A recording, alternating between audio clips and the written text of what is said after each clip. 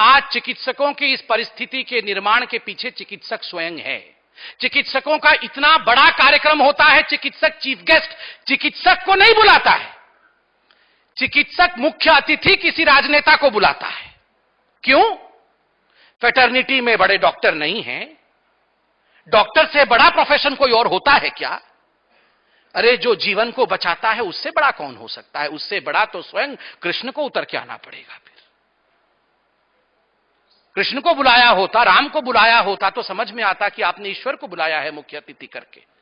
मगर आप अपने क्षेत्र के विधायक को बुलाते हैं, आप अपने क्षेत्र के काउंसलर को बुलाते हैं और फिर कहते हैं डॉक्टर इतना कमजोर क्यों है? भैया, डॉक्टर को कमजोर हमने बनाया है।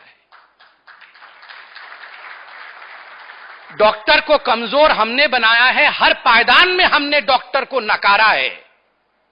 जब आपका इंटर्न उसका डॉक्टर ड्यूटी रूम में बाथरूम चोक्ड होता है, आपका इंटर्न जब रात को सो नहीं पाता है तो प्रोफेसर कहता है तुम यहां सोने आए हो, तुम यहां 48 घंटों तक नौकरी बजाने आए हो, तुम मेरे चाकर हो, 24-24 घंटे काम कर, सोगे तो मैं तुम्हें माफ नहीं करूंगा।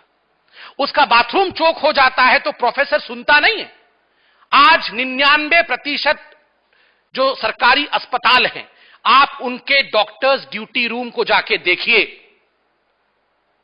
इतनी गंदे परिस्थिति में डॉक्टर ड्यूटी रूम होते हैं, बाथरूम काम नहीं कर रहा होता है, पीने का पानी नहीं होता है, खाने के लिए खाना नहीं होता है, और जो प्रोफेसर्स बैठे हैं वो अपने इंटर्न से लगातार काम कराते हैं।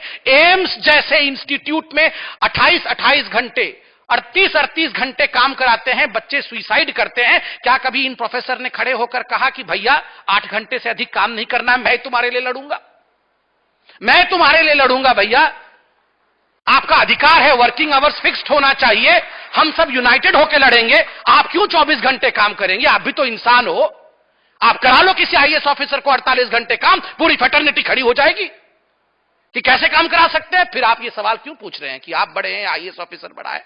आपने अपने आप को छोटा किया है तो भुगतो। अब आपने अपने आप को छोटा किया है तो भुगतना पड़ेगा।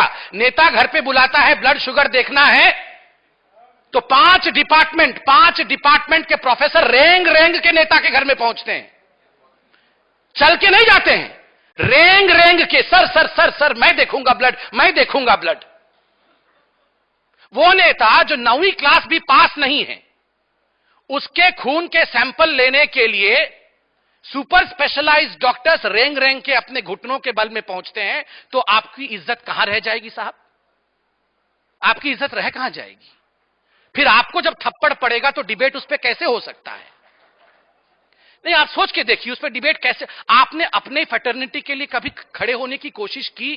जब आपका इंटर्न रोता है तो खड़े होने की कोशिश की? जब आपका एसआर सुसाइड करता है क्योंकि काम का बोझ उस पर ज्यादा है तो हमारे जो सीनियर्स बैठे हैं वो उनके लिए खड़े होते हैं? नहीं, हम बिजी हैं, कितने मरीज देखने हैं, हमें बहुत काम है, मगर हमें अपने फेटर्निटी के लिए काम नहीं है। हमें नर्सिंग होम बनाना है, हमें गाड़ी खरीदनी है, मगर फेटर्निटी को हमें संभव नहीं है, वो देखना संभव नहीं है। हमारे लड़ाइयां सड़कों पर होती है, लड़ाइयां